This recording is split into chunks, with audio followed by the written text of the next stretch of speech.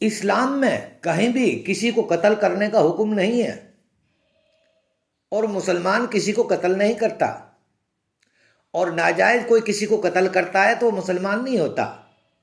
کسی دو چار آدمیوں نے مل کے کسی مسلمان نے کسی ہندو کو یا کسی کو بھی قتل کر دیا تو اسلام میں اس کا کوئی دوش نہیں ہے۔ اسلام کا اس میں کیا قصور ہے؟ وہ ان کی نفرت بازی کسی لین دین کے اوپر یا کسی بات کے اوپر اگر ہو رہی ہے تو اسلام کا کوئی لین دین نہیں ہے۔ قرآن اس بات کی اجازت نہیں دیتا کہ کسی کو ناجائز قتل کرنا یا کسی پر زبردستی بنانا یا بیاج لینا یا سود لینا یا کسی کو ناجائز پریشان کرنا۔ اسلام یا قرآن اس بات کی اجازت نہیں دیتا۔ یہ ساری چیزیں قرآن میں لکھی ہے، اور قرآن اللہ کی ایک زبان ہے۔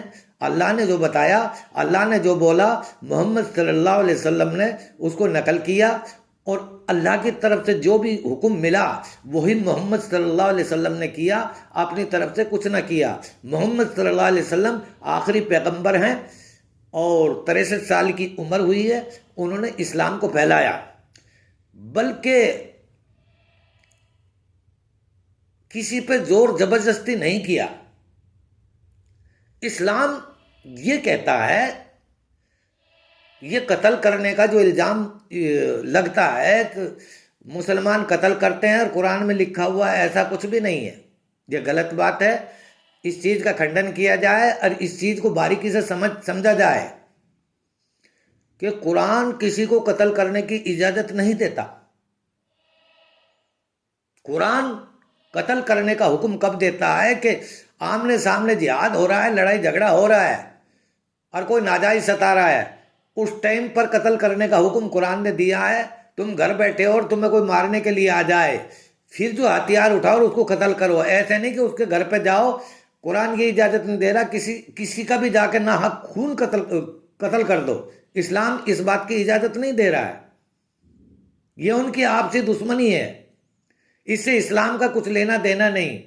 آج لوگ اسلام کو بدنام کرتے ہیں کہ قرآن میں ایسا لکھا ہوا ہے کہ جا کر کے اس کو قتل کر دو۔ ایسا کچھ بھی نہیں ہے، یہ ایک غلط افواہ ہے۔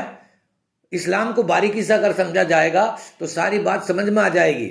اسلام کسی کا ناحق خون نہیں بہاتا۔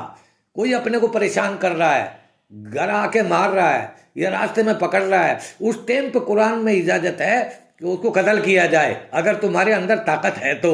اگر نہیں ہے تو اس کو دل سے برا سمجھا جائے، تب یہ بات بنتی ہے۔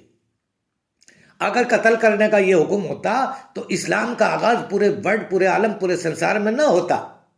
ایسا کچھ بھی نہیں ہے۔ اللہ نے اسی لیے ایک ہی قرآن اتارا ہے۔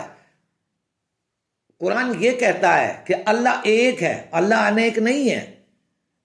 1000 یا لاکھ یا 36 کروڑ خدا نہیں، اللہ ایک ہے۔